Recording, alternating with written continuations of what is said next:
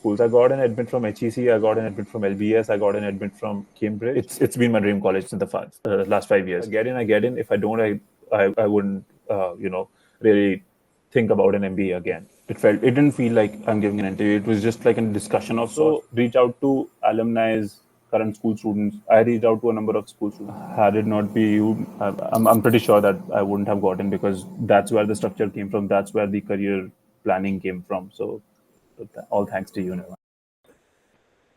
Hello, everyone. Today we have Ashmit here with us.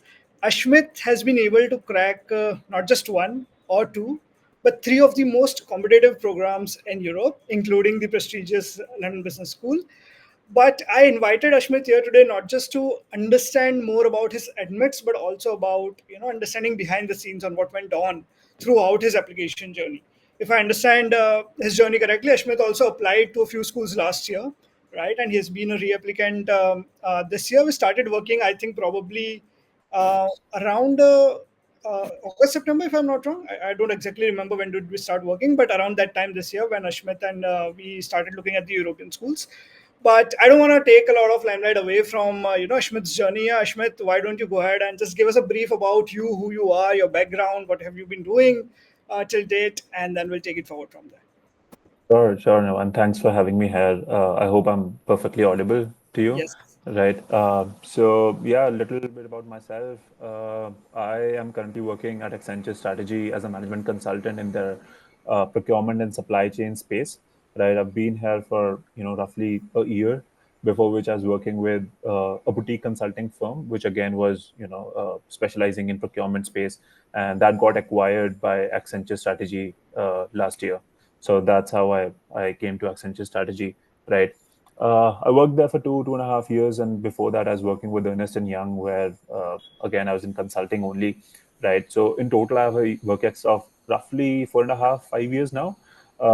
But I graduated in 2020 from University of Delhi, Delhi College of Arts and Commerce. I did my BCom honors there. So that's a little bit about my professional journey. On the personal front, I love traveling, trekking. Right, you already know that.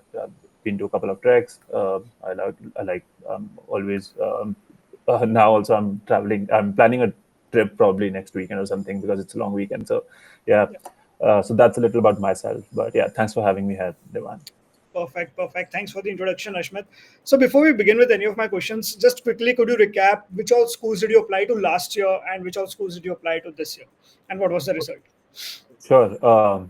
So last year I applied to, I think, 5 schools in total. One was ISB, Rotman, Oxford, Duke, and INSEAD.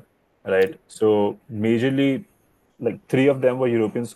Sorry, I think it was fair mix of US versus European, American versus European and Indian schools. But yeah, that was something that I did last year, and the result was that I didn't wasn't able to crack like any of them.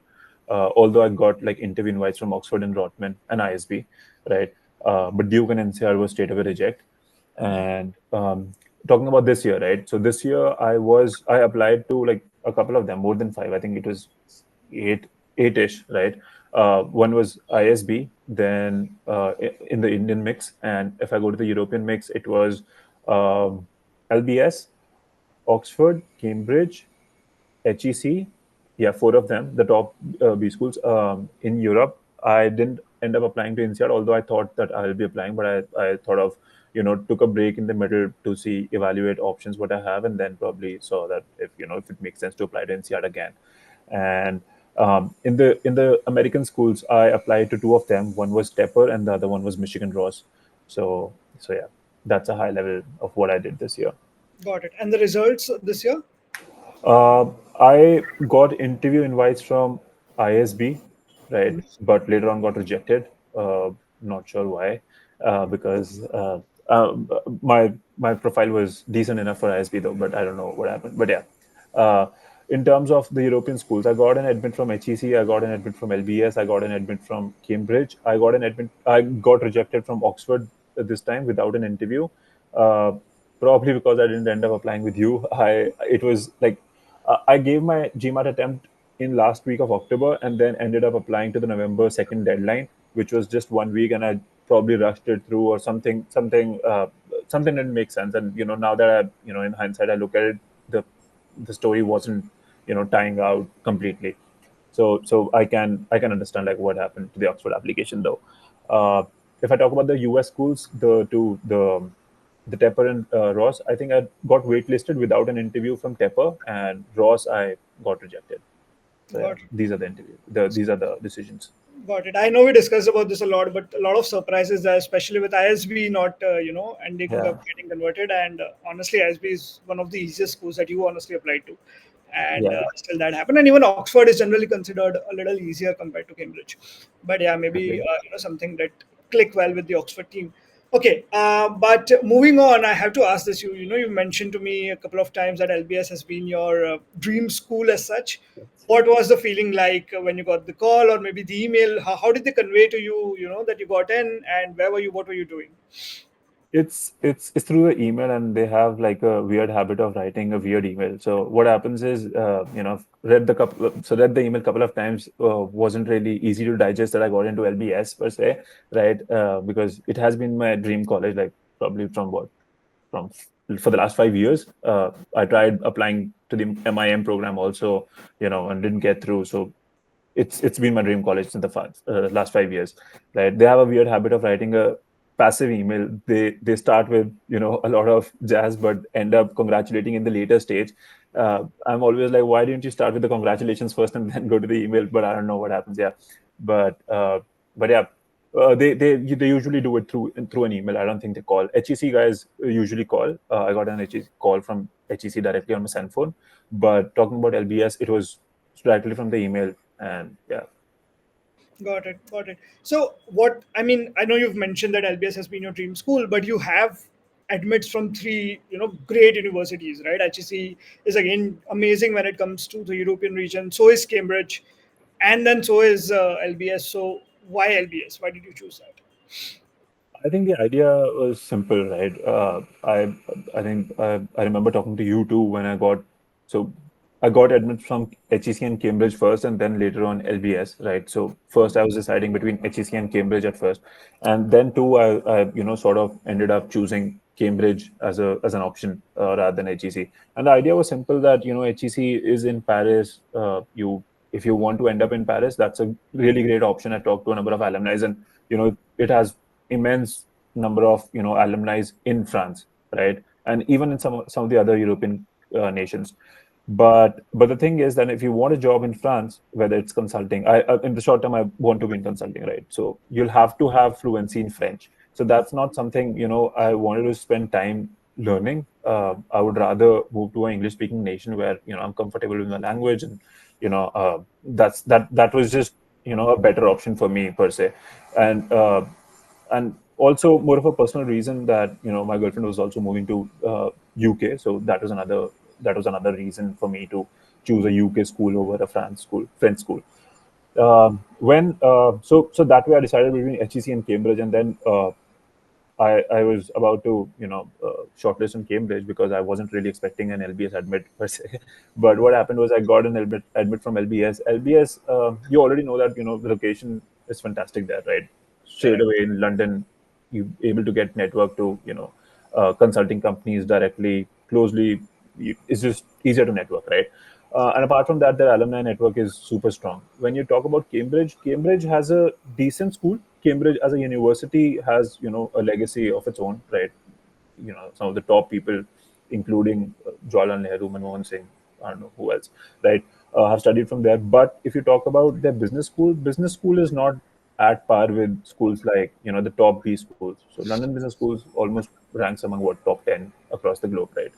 So that was something my real reason of choosing between LBS and Cambridge per se. Got it. Got it. No, definitely makes sense. I think both with Oxford and Cambridge, the point is they carry that legacy with them, but Right. ultimately the B school is okay-ish, Yeah. maybe Yeah. not at par with Exactly. the prestigious London Business School. Yeah. Okay, let's talk about the application strategy, right? I want to deep dive into a few questions there, Mhm. and I want to start first with understanding. I just want to go back to the basics in terms of the applications. First is I know you've been a reapplicant, right? And the last year you faced some rejections. I think there was a couple of interviews which did not convert, right? What was the feeling like? Did you were you sure that you're going to apply this year, or were you probably going to give in, saying, "Hey, I don't want to do an MBA"?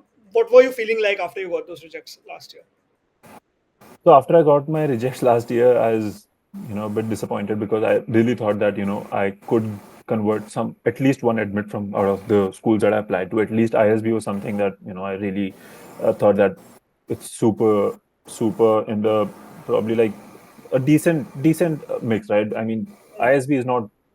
I have a couple of friends who've been to ISB, and they had a similar profile as mine, so I didn't expect that. So I was a bit disappointed. But I thought, talking to people, I realized that the GMAT score is something that is, maybe not at par with my competitors, right? People who are applying, my peer group, right? So I thought, why not take a year, step back, just focus on GMAT, and maybe try to improve my score. My score was 710. Initially, I took it in 2021, and then I thought of taking it again in 2024, right? But I didn't end up improving my score, right?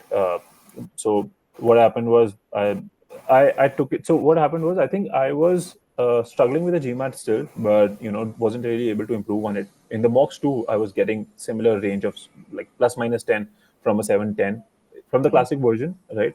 So what happened was I thought, why not miss the round one deadline and do it in R2, because I've heard that R1 and R2 doesn't make a lot of difference per se if the application is becomes stronger, right? So I thought why not do that? So but I didn't end up. I took the GMAT in October last week, but didn't end up improving my GMAT score. So I think then that was the time when I was trying to figure out like what to do now, right? And I was really disappointed that probably, I mean, I wouldn't have thought that I would get into LBS or even HEC, right? For that matter, Cambridge again focuses a lot on diversity, right? So again, I was not very hopeful, but yeah, but I thought maybe ISB can be something that I can give a fair shot of mine to get into ISB. So that was the mindset then. But talking to you, I realized that we can focus on more number of schools, and that would increase the probability of getting into the school. And I had like a uh, very focused mindset that this year or nothing, right? I'll apply this year last time, and if I get in, I get in. If I don't, I wouldn't really think about an MBA again, because I was doing career wise, I was doing like a decent. I was in a decent spot career wise, right? I was already at a post MBA role. When you look at a Accenture strategy, right? People who are joining post MBA from ISB are joining in my team under me. So I was doing like a decent. Right. So I wasn't really worried about that, but I think I got in, so that's the good part. But yeah, that's how I love it. Definitely. I think that's a really good comeback story there, Ashmit, in terms of the admits that you've secured.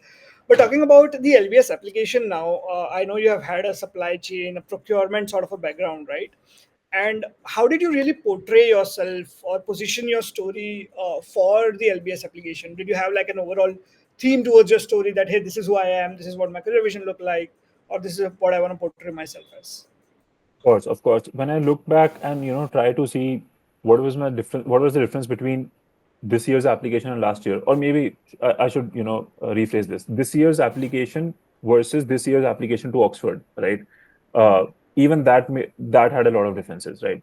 And what was that? That was something. So last year and Oxford's application this year mainly focused on how I have a consulting background and I can get into consulting, right? And didn't talk about supply chain and procurement.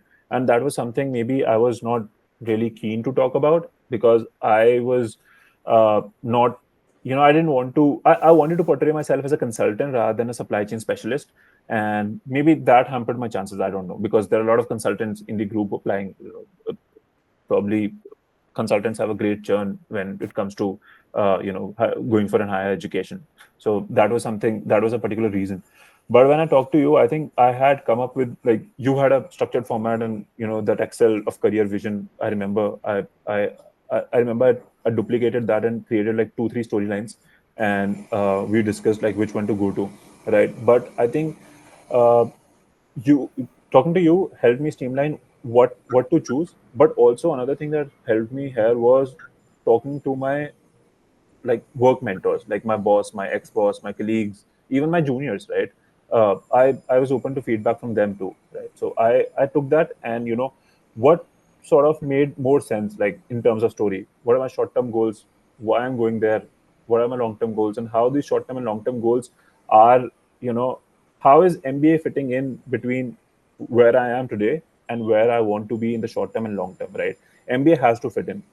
So that was something really helped me in terms of structuring the thought process and fitting in MBA between short term and long term goals.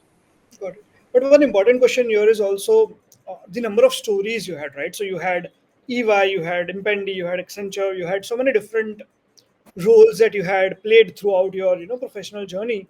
That's right. How did you decide upon which stories to choose, what to portray again, what stories should you choose or write for LBS? Right. So I think I sort of storyboarded in terms of coming up with all the stories that I had. I initially last year what I did was I had an Excel of sorts that whatever I have done I would write there, right? And it was an ongoing Excel. Like for example, let's say even if I'm not applying to these schools, it would also help me in in it would also help me in normally resume building, right? Applying for jobs, etc. So what I would do is I would take that Excel and have pointers there, and a simple pointer that this project I did this was the achievement, right? I would take that and also sort of build story on that. So I had a story bank of sorts now, right? I created stories. I came. I think I remember discussing all the stories with you, like, and what all are the key themes that are coming out of that, whether it is perseverance, whether it is stakeholder management, whether it is and I remember you're very focused on empathy over EQ versus IQ, right? So you focused on EQ stories versus IQ stories, which are more around problem solving or maybe some sort of IQ things, right? So I think so. I I came up with all the stories that I have done because you wouldn't know like what all I have done, right? And then came to you and you shortlisted more like, yes, this one's seems a good impactful story per se, and this could have a great impact. And they were also a rough like there are two types of stories, right? One will be work related, focused only on work, right? Other would be extracurriculars on the work, right? For example, if you remember, I had a CSR story where I ran the CSR, started the CSR initiative, right? So that was another story that you shortlisted. That this could be a very good story if you put it in the stories in the essays. So that's how I think it was more like coming up with stories and discussing it with you, and then you only shortlisted a lot of stories, and then also discussing shortlisting with my peers and my bosses so that they can give like true feedback because they know more about my work than of course you would know, right? Correct. So and the impact I could write. So that's something. Got it. Got it. But yeah, that brings me to a very important question here, right? About essays specifically. Do you have any tips, right, for people on how to approach essays, and not specifically you're asking just for the London Business School, right? But overall for Cambridge, for HEC, any strategies you want to share? I know, of course, you mentioned how you approached it, right? But any tips that maybe if you would go back and you had to do it again, this is what you would keep in mind. That's a great question, but I think at a high level, if you talk about strategies for essay, right, I think you will need to focus on two, three stories, right? And I remember going through, you had a 25 essay doc. I think it would have almost all the essays, if I'm not wrong, right? Apart from like barring one or two, maybe which is very school specific. Only one or two schools have it, maybe. But they have the storyline of how you've structured the answers and thought process of a person, right? That was very useful. I remember that last year when I applied, I didn't have a structure to my answers at all, right? I would put probably exactly what I did this year, maybe, right? But it wouldn't have a structure and it wouldn't have an answer. It wouldn't have a flow, right?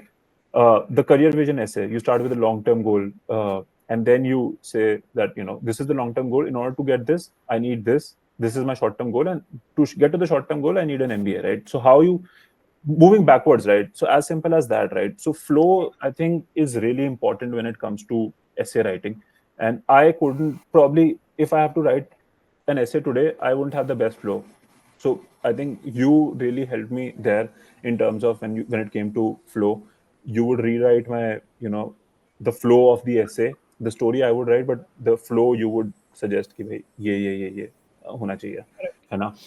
So I think so. I think the flow is really important, and of course, apart from flow, the most important factor is the story, right? Storyboard with as many people as you can. Don't be ashamed that I'm sure. So what happens a lot of times is, and this was really important for me too. Uh, in the MBA application, if you have done X at work, you want to show 1.5x or 2x maybe. You want to show best of yourself, right? And Correct. that's totally fine. And you might want to not discuss with your bosses or your colleagues because you are sort of portraying yourself as the top at your work, right?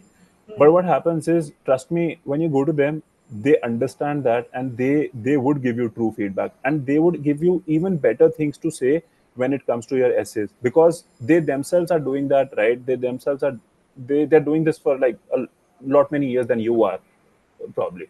And Correct. also another thing is, they are also probably putting themselves as the best version in their CVs, at least if not their MBA applications. So I think the best strategy here is to discuss with as many people as you can. Sure, this could be, a lot of times I get it that you don't want to tell people at work. So probably find your couple of friends who are in the same industry, or talk to people who've already made it to LBS or HEC or whatever your dream school is, right? So that also helped me a lot. I talked to a number of people, as you already know, Nirvan. Correct. So that are something, a few strategies that I came up with. But yeah, Got it. And is there anything you feel that LBS looks for in particular in the essays, right? That they feel that, hey, this is something that our ideal candidate should have in their essays? I think there are two things probably. One is a clear career vision that you can't be having, like, you can't be talking about, let's say you're doing consulting today and you want to be a movie director post your MBA, right? So there has to be a clear career vision, and then MBA should make sense, and that should be clearly visible in your essays. That how are you planning to use MBA as a stepping stone, either in short term for your short term goals or long term goals, right? And it has to make sense. It can't be like nonsensical and you getting an interview call or an admit. It happened with me. Like, I applied to LBS for my master's in management MIM, probably with 1.5 years of experience, and I'm 100% sure that my essays were like very poor at that time. And in terms of the content, I didn't have direction as to what I need to do, a short term goal. I made up stories and just wrote it, right? And probably they're reading like thousands of applications every year. They could have easily caught it like this, right? If if you're bluffing, or if you truly mean it.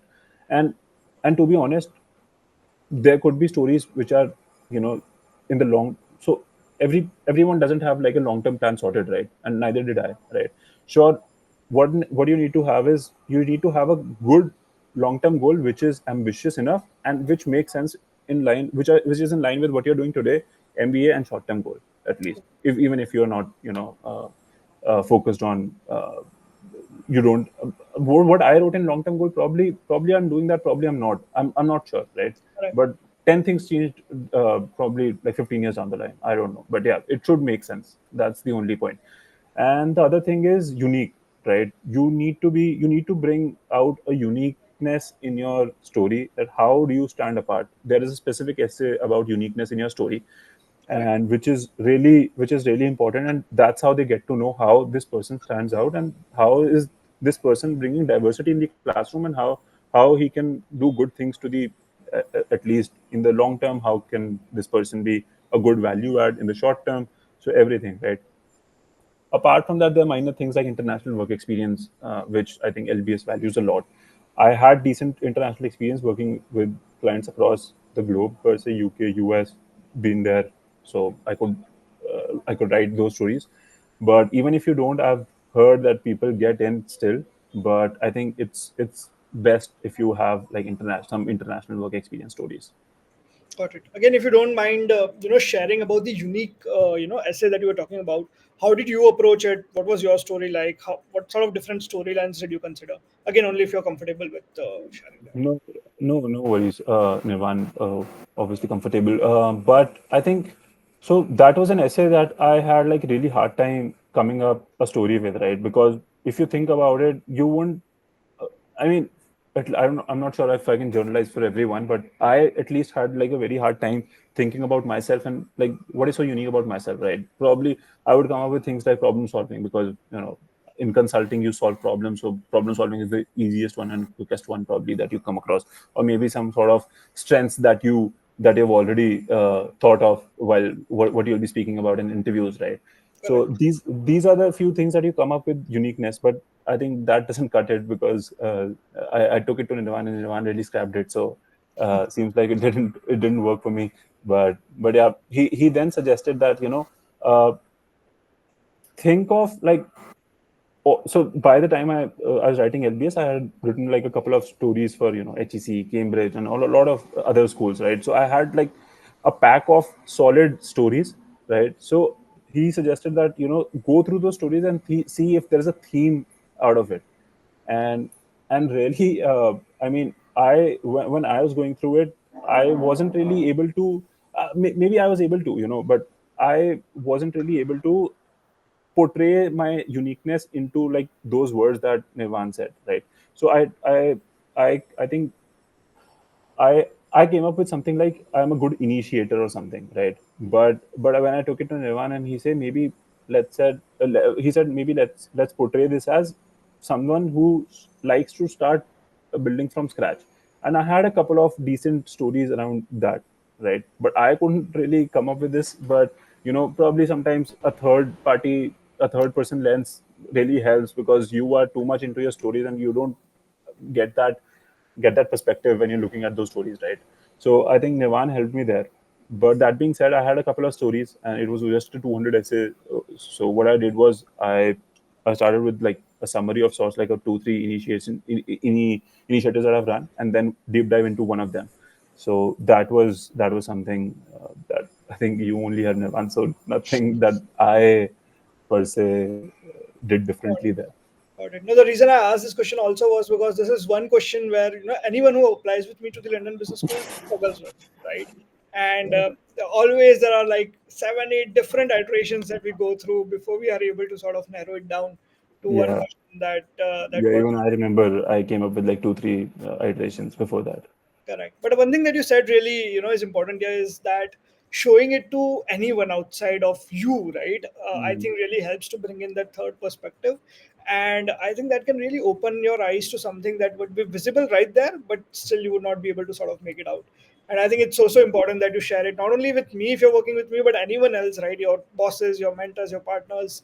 I think it really helps you sort of look at your own story objectively that way. Okay, 100%. Yeah. perfect. Okay, Ashmit, I want to now jump to the interview section, right? Of course, you gave a bunch of interviews, and HSC had two, if I remember correctly, with presentations. Give us your experience of how the interviews were for these different business schools. How did you prepare for it?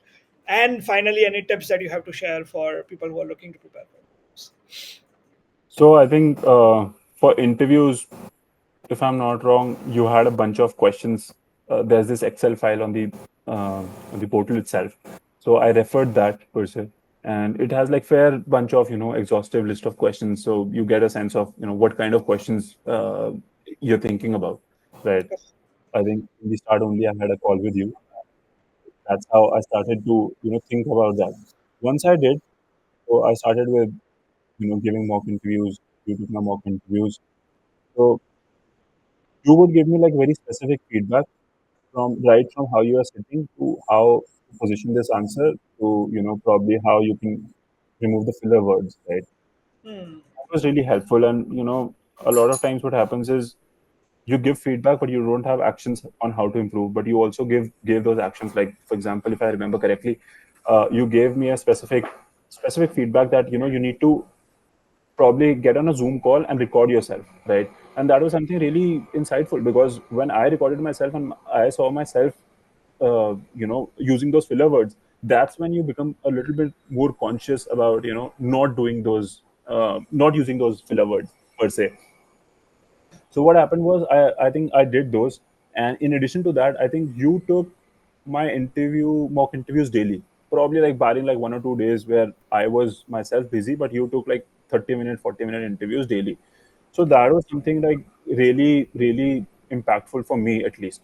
because that helped my interview game, increase my interview game from like 0 to probably 100, because I can feel that confidence, right? When I'm speaking to, or when I gave all of these interviews, I knew like what could be the questions, and the questions that you prepared for were exactly the same questions that I got asked.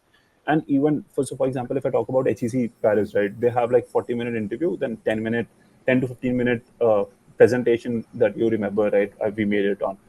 And obviously, when you give a presentation, there might be some follow-ups. Even the follow-up question was same as like what you asked. So I think you prepared like a fair bunch of questions with me, and I was prepared for everything, right? And like you say, you need to ace the 80% of the interview, and even if 20% interview is not up to the mark, then also like 80, the game is done, right? You have aced the interview, that means, right?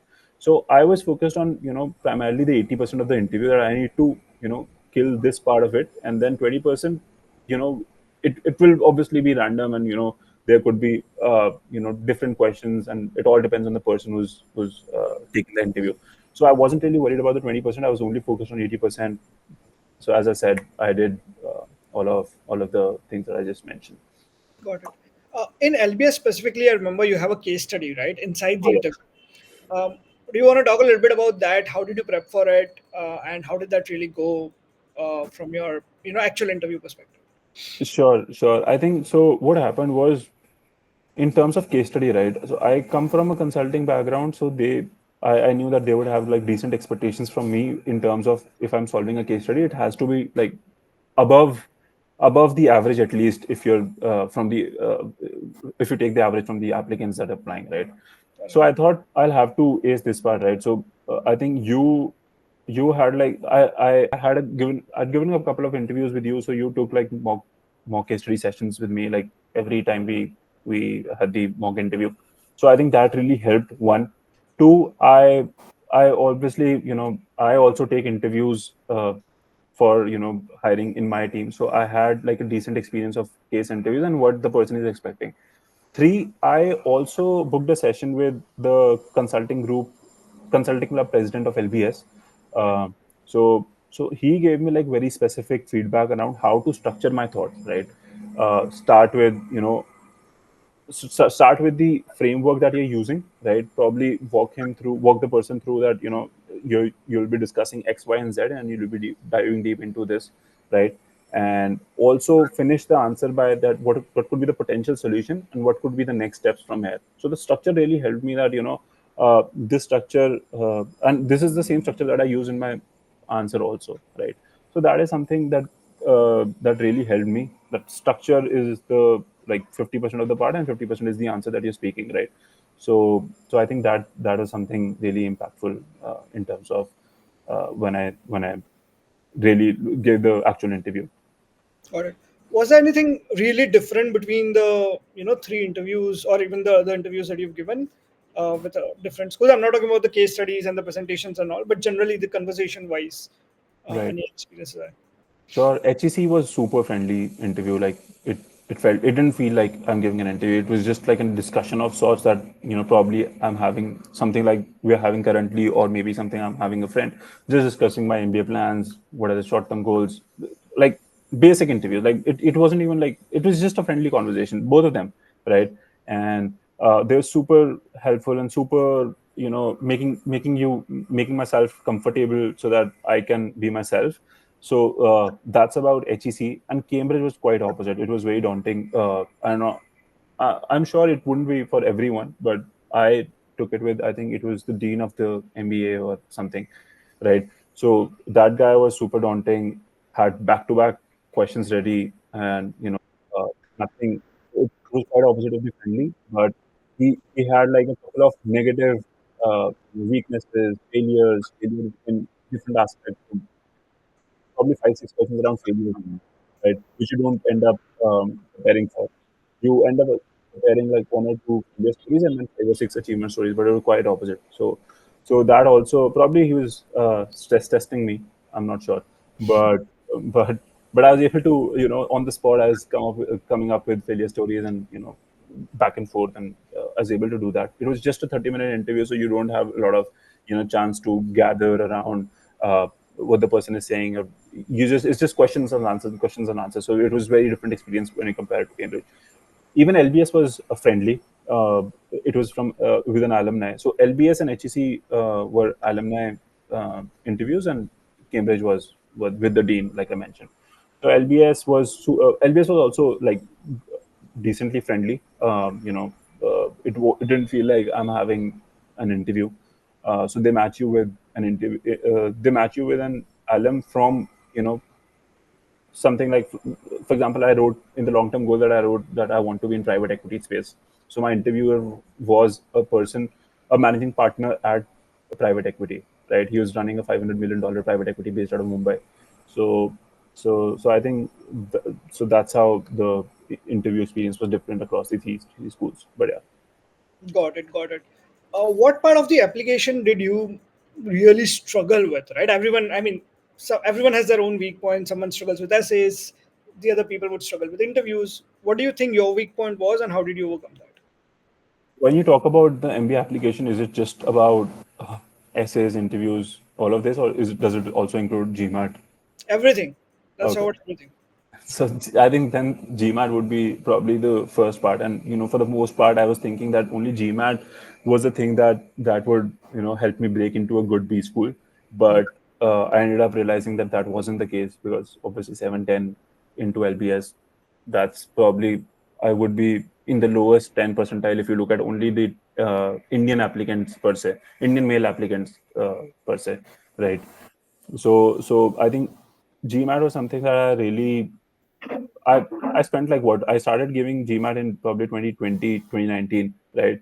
And I gave it till 2021, and then I took a break and then started it again in 2024. So that was something that, like what, 3 or 4 years of my life just went into GMAT, right? So that was something like that is the part that I didn't really enjoy, but that was also a part that taught me a lot of things, like resilience, and how so GMAT also helped me improve my logical abilities a lot, and that's how I ended up in consulting also.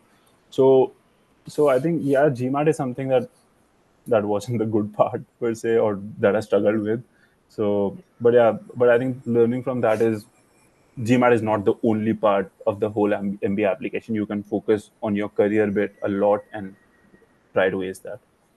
Got it, got it. I know you mentioned GMAT here a little bit, right? But I still want to ask you this question. Now that you've received an admit, right? If you look Mhm. back at your own journey, I'm sure there would have been nights where you would have been anxious, sleepless nights, and maybe nights where you would have worried about something or the other. Do you think there are some things that people generally worry about more than they actually matter? And even vice versa, where they don't worry about that, but it really actually does matter. I think, like I mentioned, GMAT is one thing, right? That people think that this is the make or break. If they don't get the GMAT through, sure, I mean, you'll have to get a decent score, but above decent, I think, sure, I mean, the higher the score, the better the chances, right? I'm not saying otherwise, right? That's Correct. obviously true. But that being said, that's not the only bit that can help you get into a B school. I've seen people on the GMAT club thread. I would keep on checking, like on the day of the results, people would tell admitted, or rejected, or whatever, waitlisted. I would see people from with 760 scores getting rejected, right? And there is a reason, right, that they're getting rejected. The reason is quite simple, that they don't have clear goals, or uh, clear goals and clear they don't sync in with how the MBA would play a role in their career goals, right?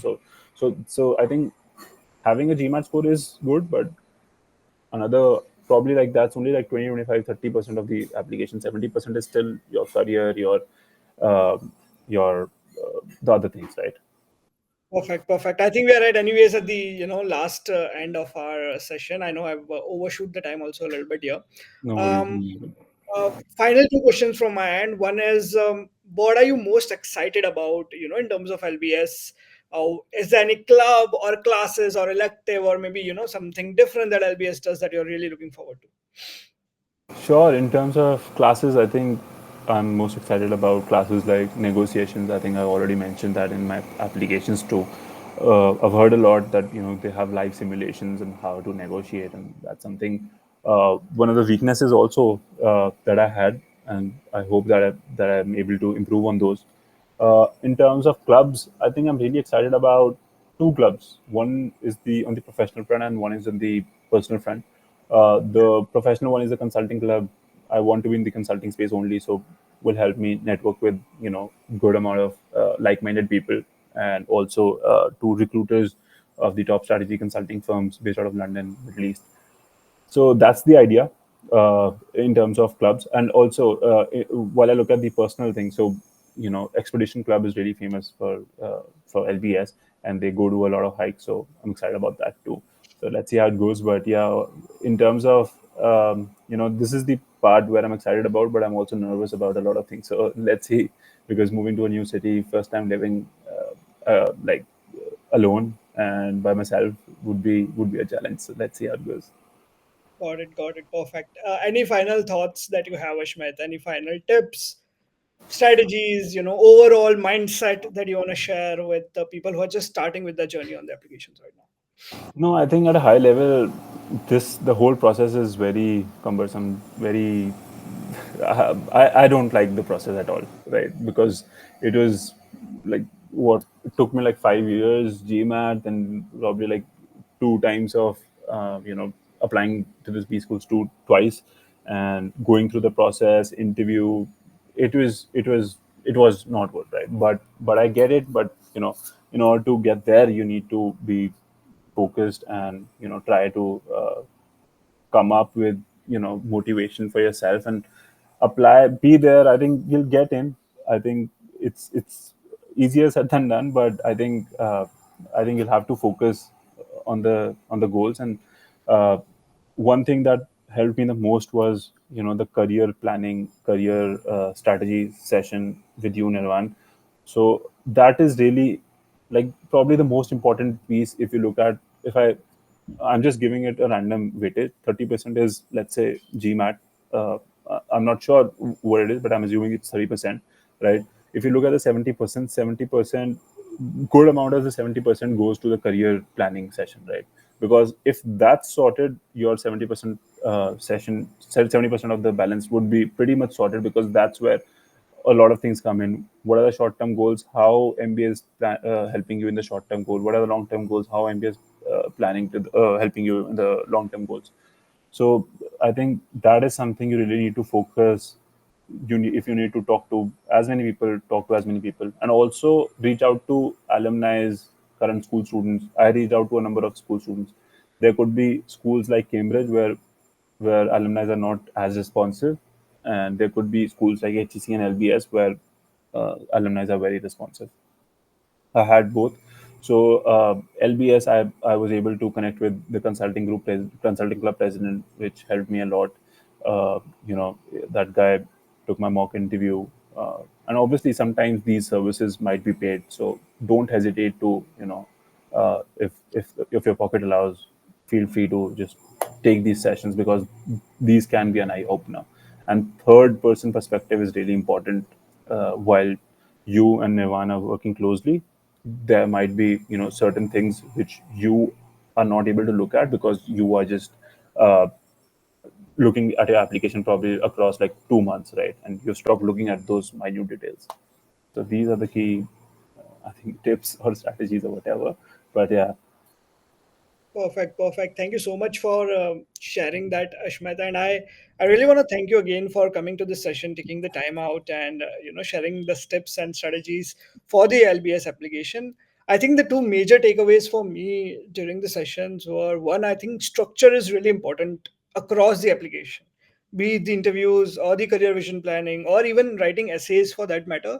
You need to have a flow before you even begin prepping for that, right? Before you put words to paper, I think it's important that you structure it out. And second thing, also what you might mentioned a few times, is to talk with people. And I think even when I am working with someone, I develop the tunnel eye, right? You are not able to see outside of what you've been working on for the last couple of months, and it becomes so much important that you show it to multiple people to get the different perspectives that you need before you actually submit it to the business school. But right. Ashmit, again, thank you so much for joining us. I am so excited for you for the London Business School journey that you're going to have, and I want to wish you all the best for your journey. Thank you. Thank you so much, Nirvan. Thank you so much, and pleasure is all mine. You were thanking me, and I'm thanking you. That because of you, I got in. I was telling my parents the other day that had it not be you, I'm pretty sure that I wouldn't have gotten, because that's where the structure came from. That's where the career planning came from. So, all thanks to you, Nirvan. Really Thank you so grateful. much for the kind words, Ashmit. I really appreciate it.